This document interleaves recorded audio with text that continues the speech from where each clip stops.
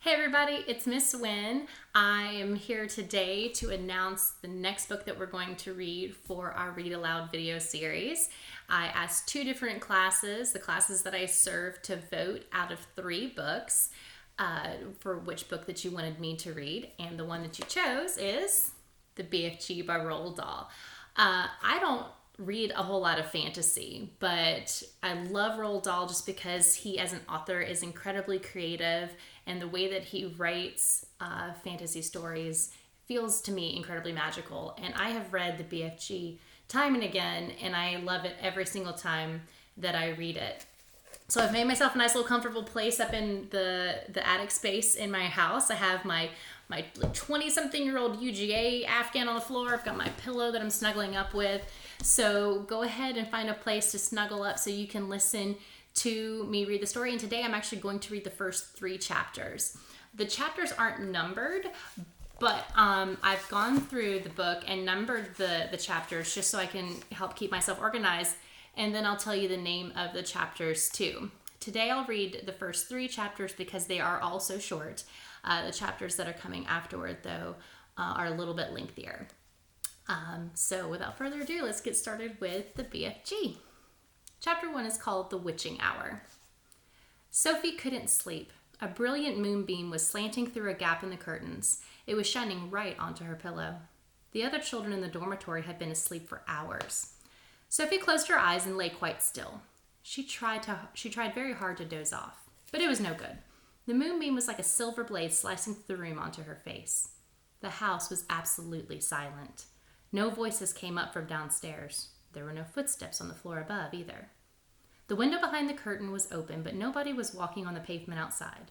No cars went by on the street. Not the tiniest sound could be heard anywhere. Sophie had never known such a silence. Perhaps, she told herself, this is what they called the witching hour. The witching hour, somebody had once whispered to her, was a special moment in the middle of the night when every child and every grown-up was in a deep, deep sleep, and all the dark things came out from hiding and had the world to themselves. The moonbeam was brighter than ever on Sophie's pillow. She decided to get out of bed and close the gap in the curtains. You got punished if you were caught out of bed after lights out, even if you said you had to go to the lavatory. That was not accepted as an excuse, and they punished you just the same. But there was no one about now. Sophie was sure of that. She reached out for her glasses that lay on the chair beside her bed. They had steel rims and very thick lenses, and she could hardly see a thing without them. She put them on, and then she slipped out of bed and tipped over to the window. When she reached the curtains, Sophie hesitated. She longed to duck underneath them and lean out of the window to see what the world looked like now that the witching hour was at hand. She listened again. Everywhere it was deathly still. The longing to look out became so strong she couldn't resist it. Quickly, she ducked under the curtains and leaned out of the window. In the silvery moonlight, the village street she knew seemed empty, completely different. The houses looked bent and crooked, like houses in a fairy tale. Everything was pale and ghostly and milky white. Across the road, she could see Mrs. Rance's shop, where you bought buttons and wool and bits of elastic. It didn't look real. There was something dim and misty about that, too. Sophie allowed her eye to travel further and further down the street. Suddenly she froze. There was something coming up the street on the opposite side. It was something black, something tall and black, something very tall and very black and very thin. Do you know what it might be? Let's go to chapter 2. Chapter 2 is called Who? It wasn't a human. It couldn't be. It was 4 times as tall as the tallest human. It was so tall its head was higher than the upstairs windows of the houses. Sophie opened her mouth to scream, but no sound came out. Her throat, like her whole body, was frozen with fright. This was the witching hour, all right. The tall black figure was coming her way. It was keeping very close to the houses across the street, hiding in the shadowy places where there was no moonlight. On and on it came, nearer and nearer, but it was moving in spurts. It would stop, then it would move on, but then it would stop again. But what on earth was it doing? Aha! Sophie could see now what it was up to. It was stopping in front of each house. It would stop and peer into the upstairs window of each house in the street. It actually had to bend down to peer into the upstairs windows. That's how tall it was. It would stop and peer in, then it would slide into the next house and stop again, and peer in, and so on all along the street. It was much closer now, and Sophie could see it more clearly. Looking at it carefully, she decided it had to be some kind of person. Obviously, it was not a human, but it was definitely a person. A giant person, perhaps. Sophie stared hard across the misty moonlit street. The giant, if that's what he was wearing a long black cloak. In one hand, he was holding what looked like a very long, thin trumpet. In the other hand, he held a large suitcase. The giant had stopped right now in front of Mr. and Mrs. Gucci's house. The Gucci's had a greengrocer shop in the middle of the high street, and the family lived above the shop. The 2 Gucci children slept in the upstairs front room. Sophie knew that. The giant was peering through the window into the room where Michael and Jane Gucci were sleeping. From across the street, Sophie watched and held her breath. She saw the giant step back a pace and put the suitcase down on the pavement. He bent over and opened the suitcase. He took something out of it.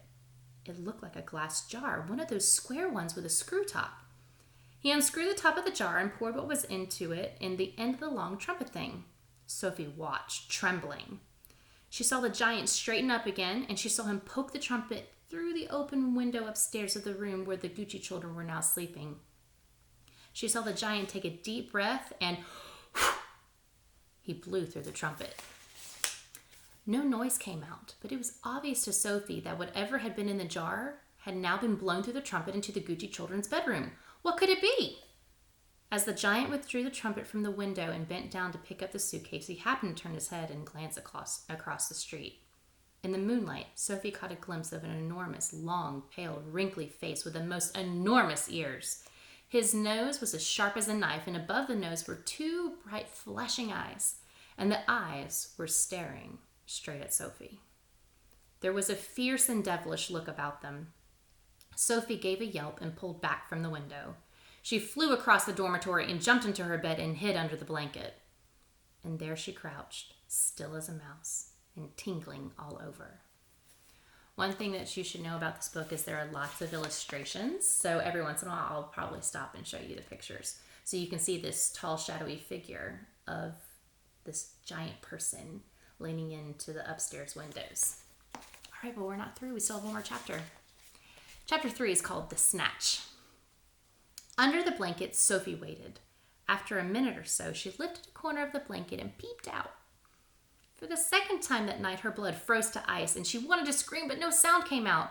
There at the window, with the curtains pushed aside, was the enormous, long, pale, wrinkly face of the giant person staring in. The flashing black eyes were fixed on Sophie's bed. The next moment, a huge hand with pale fingers came in, snaking through the window. This was followed by an arm as thick as a tree trunk, and the arm, the hand, the fingers were reaching out across the room toward Sophie's bed. This time Sophie really did scream, but only for a second because quickly the huge hand clamped down over the blanket and the scream was smothered by the bedclothes. Sophie, crouching underneath the blanket, felt strong fingers grasping hold of her, and then she was lifted up from her bed, blanket and all, and whisked out of the window. If you can think of anything more terrifying than that happening to you in the middle of the night, then let's hear about it. The awful thing was that Sophie knew exactly what was going on, although she couldn't see it happening. She knew that a monster or a giant with an enormous, long, pale, wrinkly face and dangerous eyes had plucked her from her bed in the middle of the witching hour and was now carrying her out through the window smothered in a blanket. What actually happened next was this. When the giant had got Sophie outside, he arranged the blanket so that he could grasp all 4 corners of it at once in one of his huge hands, with Sophie imprisoned inside. In the other hand, he seized the suitcase and the long trumpet thing, and off he ran. Sophie, by squirming around inside the blanket, managed to push the top of her head out through a little gap just below the giant's head. She stared around her. She saw the village houses rushing by on both sides.